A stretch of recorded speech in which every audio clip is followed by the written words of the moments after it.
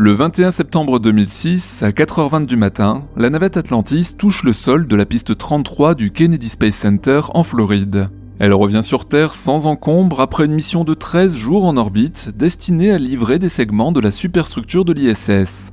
À son bord, 6 membres d'équipage, dont 5 Américains et 1 Canadien. Le seul incident notable et troublant de ces 2 semaines de vol, c'est l'atterrissage, initialement programmé pour la veille, qui a été reporté d'une journée à la suite d'une rencontre en vol des plus étranges. Au 11e jour, alors que les astronautes achèvent de préparer l'orbiteur pour le retour prévu le lendemain, l'équipage reprend contact avec le centre de contrôle. L'enregistrement de l'une des caméras de la soute, alors utilisée pour une tâche d'observation de la Terre, leur pose question. Au centre du cercle, ici mis en superposition, un point défile au-dessus des nuages. Il s'agit d'un objet inconnu, de dimension difficile à évaluer, mais qui suit la course de la navette à une vitesse quasi identique, soit plus de 27 000 km à l'heure. Les images sont envoyées au sol pour une analyse plus poussée, mais avant même que les contrôleurs n'aient pris de décision définitive sur la ligne à suivre, les observations reprennent. Alors qu'à la mi-journée, le commandant Brent Jett s'entretient avec le responsable des vols Wayne Hale sur les modalités de l'atterrissage à venir, il s'interrompt soudain pour faire état d'un nouvel événement. Je vous retranscris ces mots tels quels. Ok, on ne plaisante pas avec ça, Dan était au hublot numéro 1 à regarder dehors et il a vu un objet passer pas loin. Il a pris plusieurs photos. Ce n'était pas très gros, mais on a quelques images, on peut vous les envoyer. L'astronaute Terry Wirtz, en ligne depuis le centre de contrôle, lui demande alors « Vous avez noté l'heure où c'est arrivé ?» Ce à quoi Jett répond « Ça vient juste de se passer ». Sur les photos qu'il envoie, on distingue cette fois nettement l'objet aux formes souples, vaguement organiques, à mi-chemin entre Méduse et Ré Manta. Et cet objet aussi semble comme le premier volé en formation avec la navette à une vitesse tout aussi vertigineuse. Quelques heures plus tard, le centre de contrôle, préoccupé par leurs observations, rend son verdict, l'atterrissage sera retardé de 24 heures.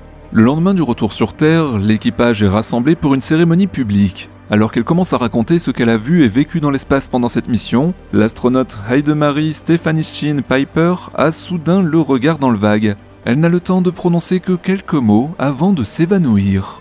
Revenue à elle après quelques minutes, elle fait une nouvelle tentative, mais cette fois encore, elle s'effondre avant d'avoir pu en dire plus. Salut les terriens! Aujourd'hui on se penche ensemble sur le cas du vol STS-115 et de ce qui est considéré comme l'une des observations d'OVNI les plus troublantes du programme spatial américain. Des objets multiples filmés et photographiés par l'équipage, la NASA inquiète au point de reporter l'atterrissage et pour couronner le tout, une astronaute qui s'effondre en plein discours alors qu'elle allait livrer sa version des faits. Que s'est-il vraiment passé pendant les 2 derniers jours de la mission et pourquoi la NASA a-t-elle à ce point pris la menace au sérieux? C'est ce qu'on va voir aujourd'hui.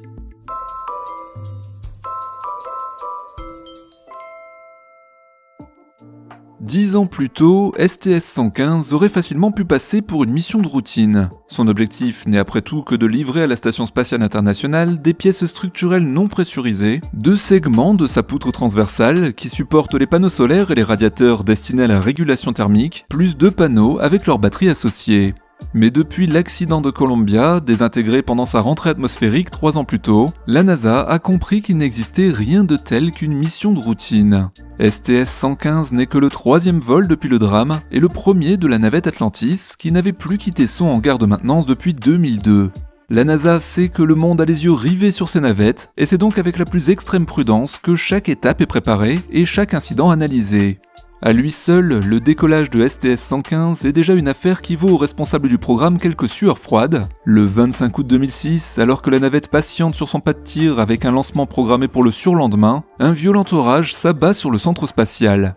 Au plus fort de la tempête, la foudre vient même frapper directement l'un des paratonnerres au sommet de la tour de lancement. C'est d'ailleurs l'éclair le plus puissant jamais enregistré au Kennedy Space Center.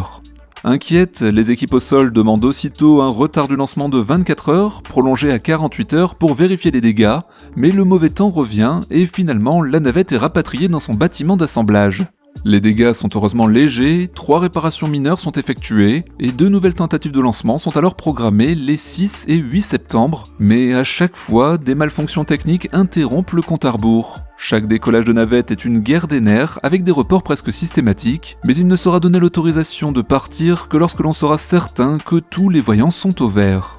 Le 9 septembre, enfin, Atlantis s'élève dans le ciel de la Floride pour sa mission d'assemblage de la plus vaste station spatiale de l'histoire. Les 10 premiers jours de vol sont alors parfaitement conformes au plan de mission. Après la désormais obligatoire manœuvre de retournement qui permet à l'équipage de l'ISS de vérifier visuellement l'état de la navette et en particulier de son bouclier, Atlantis s'amarre au module Destiny et les activités d'assemblage peuvent enfin commencer. Pendant une semaine de travail intensif, les sorties extravéhiculaires s'enchaînent avec le soutien des bras manipulateurs Canadarm et peu à peu, chacune des pièces livrées trouve sa place dans le mécano orbital géant. Le 17 septembre, au 9e jour de vol, Atlantis a achevé sa livraison et elle se désarime de la station. Le lendemain est consacré à la préparation du retour sur Terre et en particulier une inspection générale de l'orbiteur par les caméras du bras robotique. On arrive enfin au 19 septembre, 11e jour de mission. Dans l'interview réalisée ce matin-là, le commandant Brent Jett a fait part de sa pleine satisfaction quant au déroulement du vol. « Je pense qu'on est tous contents du travail qu'on a accompli », a-t-il dit, « et on se prépare à un retour sans problème pour demain ». La majorité de l'équipage est alors occupée au rangement de l'habitacle. Il s'agit de s'assurer que tous les objets non indispensables à la phase d'atterrissage sont parfaitement sécurisés et qu'aucun d'eux ne viendra voltiger dans la cabine pendant les secousses de la rentrée atmosphérique au risque de blesser quelqu'un ou d'endommager un équipement. L'un des équipiers, sans que l'on sache qui, rapporte alors apercevoir par un hublot un objet à l'extérieur volant en parallèle de la navette. Une caméra de la soute, employée à ce moment pour une tâche d'observation de la Terre, est alors pointée vers l'objet. Ce sont ces images que l'on voit ici. Malheureusement, la résolution est trop faible pour identifier la cible. Tout ce que l'on peut en dire à ce stade est qu'ils volent à la même vitesse et dans la même direction qu'Atlantis, à une altitude légèrement inférieure. Quelle est sa taille précise et à quelle distance se trouve-t-il ? Il est encore difficile de statuer. Et c'est à partir de là que le récit va peut-être avoir l'air de s'écarter légèrement de la version que je vous ai donnée en introduction. Non pas que je vous ai raconté quoi que ce soit de faux, tout était absolument véridique, mais ma façon de présenter les faits tout à l'heure était calquée sur celle que l'on peut trouver généralement sur le site d'ufologie, à savoir volontairement ou non incomplète, et donc susceptible d'orienter quelque peu votre façon de percevoir les choses, avec suffisamment de flou, de creux et de sous-entendus, pour que les fantasmes puissent s'immiscer par tous les coins. Voilà donc comment, du point de vue des astronautes et de la NASA, les choses se sont déroulées à partir de cet instant. Lorsque les contrôleurs au sol reçoivent les images de la caméra de la soute, ce qu'ils voient les préoccupe. Non pas parce qu'ils craignent que des petits hommes verts montent à l'abordage de leur précieuse navette et kidnappent son équipage contre leur poids en kryptonite, mais plutôt parce que lorsque quelque chose vole parallèlement à un vaisseau spatial, c'est sans aucun doute qu'il s'agit d'une pièce provenant du vaisseau lui-même. Et oui, l'espace autour de notre planète est vaste et les vitesses relatives des objets qui s'y trouvent sont immenses. Tout le monde, se baladant à plus de 27 000 km/h, il suffit de quelques degrés d'écart dans les trajectoires pour que deux objets n'aient pas d'autre choix que de se croiser à des milliers de kilomètres à l'heure. C'est d'ailleurs ce qui rend les débris spatiaux si dangereux. Et, mis à part les situations très particulières des rendez-vous orbitaux volontaires, la seule façon de faire en sorte que quelque chose vole précisément conjointement à la navette est que cette chose se soit détachée à basse vitesse de celle-ci, ou au pire de l'ISS qu'Atlantis a quitté l'avant-veille et qui se trouve sur une orbite encore relativement semblable. Mais cette deuxième hypothèse est vite écartée, si l'objet venait effectivement de l'ISS, il se trouverait déjà bien plus loin d'eux à ce moment-là. Et comme personne n'a envoyé de satellite à la rencontre de la navette, c'est bien la navette qui a perdu quelque chose. Voilà donc ce qui inquiète les contrôleurs, parce que les pièces manquantes impossibles à identifier à la veille d'une rentrée atmosphérique, ça n'a rien d'anodin. La veille, l'équipage a réalisé des tests sur des équipements hydrauliques ainsi que sur les moteurs d'orientation RCS qui ont passablement secoué la navette. Il n'est donc pas impossible que quelque chose de mal fixé ou de déjà fragilisé en ait profité pour se faire la malle.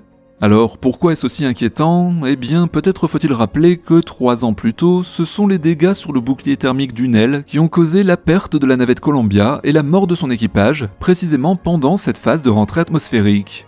La nouvelle de la perte d'une pièce, qui pourrait être l'une des tuiles du bouclier ventral, n'est donc pas du tout prise à la légère, et lorsque le commandant Brent Jett s'entretient avec le responsable des vols Wayne Hale à la mi-journée, c'est d'ailleurs précisément de cela qu'il parle. Si quelque chose s'est détaché, il faut à tout prix déterminer s'il s'agit d'une pièce critique ou non. Si c'est une tuile, alors il faudra annuler le retour sur Terre et revenir s'amarrer à l'ISS en attendant qu'une solution de réparation soit mise en place.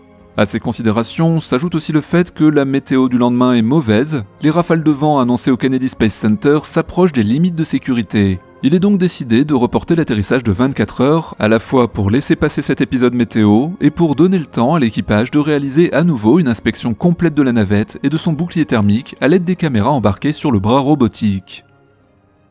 Surtout qu'entre-temps, l'astronaute Daniel Burbank fait la seconde observation. Cette fois, l'objet se trouve encore assez proche pour qu'on en distingue les formes. Burbank s'empresse donc de le prendre en photo. Sur ce cliché, suivant ses a priori, on peut effectivement voir soit une méduse de l'espace, soit une sorte de bâche transparente, à qui la pesanteur laisse prendre une forme un peu repliée sur elle-même. Finalement, c'est un peu comme un sac plastique flottant entre deux eaux, et suivant que vous soyez un humain ou une tortue, vous verrez ça comme un déchet répugnant ou comme une méduse appétissante. Malheureusement, si vous êtes la tortue, vous ne vous rendrez compte de votre erreur que lorsque vous vous étoufferez misérablement après avoir croqué dedans. Les astronautes d'Atlantis, eux, ne sont pas des tortues, et ce qu'ils voient là ressemble plutôt à un revêtement quelconque qui se serait détaché de la soute encore grande ouverte, ce qui n'aurait rien de très étonnant d'ailleurs. Pendant toute la durée du programme des navettes spatiales, les astronautes ont souvent observé des choses se détacher de leur vaisseau. C'est tout simplement parce que la navette était un véhicule extrêmement complexe et volumineux qui passait des mois à être préparé dans des hangars de grande taille par des centaines de techniciens, et que malgré toutes les attentions, il arrivait parfois qu'un objet quelconque, emballage ou outil, tombe ou reste oublié dans la soute pendant la phase de maintenance et se retrouve soudain libéré dans l'espace au moment où celle-ci était ouverte une fois en orbite. La sorte de bâche transparente photographiée par Daniel Burbank cadre parfaitement avec ce genre d'incident, d'autant qu'à cause du drame de Columbia en 2003, la navette Atlantis était elle aussi restée clouée au sol et patientée dans son hangar depuis 2002, soit 4 années entières pour que quelqu'un laisse traîner un emballage quelconque pendant l'installation d'un équipement. Quant à l'objet filmé un peu plus tôt et trop lointain pour être identifié, les observateurs ont leur idée sur la question, mais seule l'inspection de la coque pourra la confirmer. En effet, lorsqu'Atlantis est venu s'amarrer à l'ISS, l'équipage a procédé à une bascule complète de la navette pour permettre la vérification visuelle de son bouclier, et si aucune tuile n'avait été portée manquante, les observateurs avaient tout de même noté un détail. Lors du décollage des navettes, un réservoir externe de 2000 m3 est rattaché à sa partie ventrale et fournit la plus grande partie des ergols nécessaires à la mise en orbite. Une fois vide, il est détaché et des trappes couvertes de tuiles thermiques viennent recouvrir les panneaux de jonction qui assurent à la fois la tenue structurelle du réservoir et le transfert des ergols. Tout autour de ces panneaux, un joint assure la liaison entre la partie fixe du bouclier thermique et les tuiles de la trappe. Lors de la manœuvre de vérification d'Atlantis par l'ISS, il a été noté que l'un de ces joints était presque entièrement détaché, ne tenant plus que par une de ses sangles. Ces joints heureusement ne sont pas critiques, la navette est tout à fait capable de se poser sans eux, et le contrôle au sol ne s'en était pas inquiété. Mais justement, lorsqu'au 12e jour on réalise l'inspection de la navette à l'aide du bras robotique, il apparaît que ce joint n'est plus là. Alors est-ce lui ou un autre débris que la caméra a filmé ? Impossible d'avoir une parfaite certitude, car bien d'autres choses peuvent se détacher de la navette et briller au soleil. Par exemple, pendant certaines purges de fluide, de la glace se forme à l'extérieur des tuyauteries, puis s'en détacher, ce qui peut donner à peu près le même résultat. Quoi qu'il en soit, après l'inspection, le bouclier lui-même ne semble avoir subi aucun dommage et la navette est déclarée apte à la rentrée atmosphérique. Le lendemain, au 13e jour de vol, Atlantis revient donc se poser de nuit au Kennedy Space Center. Voilà donc ce qui a retardé la navette, pas la peur d'un ovni d'origine surnaturelle ou extraterrestre, mais bien plus pragmatiquement la prudence de réaliser une nouvelle inspection du bouclier, ainsi que de laisser passer une mauvaise météo. D'ailleurs bon, imaginons un instant qu'une soucoupe volante ou une méduse extraterrestre vienne vraiment faire coucou à une navette en plein vol, est-ce que vous pensez vraiment que la seule conséquence pour le centre de contrôle de la NASA serait de se dire « Bon, on se pose demain ? Parce qu'ils ont priorité » ou quelque chose comme ça ? Quant au malaise de la pauvre Heidemarie Stephanie Shinn Piper, que j'appellerai simplement Heidemarie si ça vous embête pas, il n'est pas très surprenant non plus. Vous aurez sûrement remarqué qu'en général, lorsque les astronautes sortent de leur capsule après quelques temps dans l'espace, on commence par les asseoir. La raison en est que si on leur demandait de se mettre debout, surtout après plusieurs mois dans l'espace, la plupart d'entre eux tourneraient de l'œil exactement de la même façon. Alors pourquoi ce phénomène ? Eh bien, lorsque vous êtes sur Terre, la gravité tend naturellement à accumuler votre sang dans le bas de votre corps. D'ailleurs, si à l'inverse vous faites le poirier, vous sentez bien le sang vous remonter à la tête de façon anormale, et c'est pour ça qu'il n'est pas vraiment recommandé de rester dans cette position trop longtemps. Dans l'espace, par contre, il n'y a plus de gravité pour tirer les liquides vers le bas, et le sang se répartit alors de façon plus équilibrée dans l'ensemble du corps. La première conséquence de cette réorganisation des fluides, c'est que les astronautes ont souvent l'air un peu bouffis, ou un peu rouges, un peu comme quand on se met la tête en bas justement. Une seconde conséquence, c'est que le corps a maintenant besoin de moins de sang pour que les organes vitaux soient correctement irrigués, puisqu'il y en a moins de retenue dans les jambes. Il régule donc la situation en quelques jours et s'adapte à son nouvel environnement en diminuant son volume de sang total. Par contre, une fois revenu sur Terre, la transition du retour à la gravité est brutale, et sans même parler de l'affaiblissement musculaire pour les missions de longue durée, quelques jours dans l'espace suffisent à rendre la position debout difficile à tenir à l'arrivée, car le corps n'a soudain plus assez de sang à envoyer jusqu'à la tête. Tout reste à nouveau dans les jambes, alors que l'organisme n'a pas eu le temps de refaire les niveaux en conséquent. Si on ajoute à ça l'épuisement au sortir d'une mission intense pendant laquelle elle a effectué 2 sorties extravéhiculaires pour un total de plus de 13 heures en scaphandre, le malaise de Heidemarie n'a rien de très exceptionnel. D'ailleurs, avant de chuter la première fois, contrairement à ce qu'on peut lire sur les blogs des ufologues, elle ne parle pas du tout de l'incident des 2 débris, mais de ses sentiments en débutant sa première sortie extravéhiculaire alors qu'elle franchissait la porte du sas. Puis après quelques instants d'évanouissement, elle reprend conscience et avec un sourire gêné lâche à l'assistance « Dites, c'était un peu embarrassant », avant de chuter à nouveau tout simplement parce qu'elle ne supporte toujours pas la position debout. Un épisode qui, plutôt que de révéler quoi que ce soit sur le moindre mystère extraterrestre, nous rappelle à quel point le métier d'astronaute est exigeant physiquement, et on ne peut que saluer l'effort qui devait être le sien alors qu'elle essayait, malgré son état de faiblesse évident, de partager tout de même l'expérience hors du commun qu'elle venait de vivre. Voilà les terriens, la version pragmatique des faits est toujours moins vendeuse, mais que voulez-vous, même si ça manque peut-être parfois de poésie, c'est encore la science qui fait voler les fusées. Et ouais. J'espère que cette petite analyse de vol et les conséquences d'un voyage, même court, sur le corps humain vous ont plu. N'oubliez bien sûr pas le pouce, l'abonnement, un petit commentaire, et je vous dis à très bientôt pour la suite. Ciao les terriens!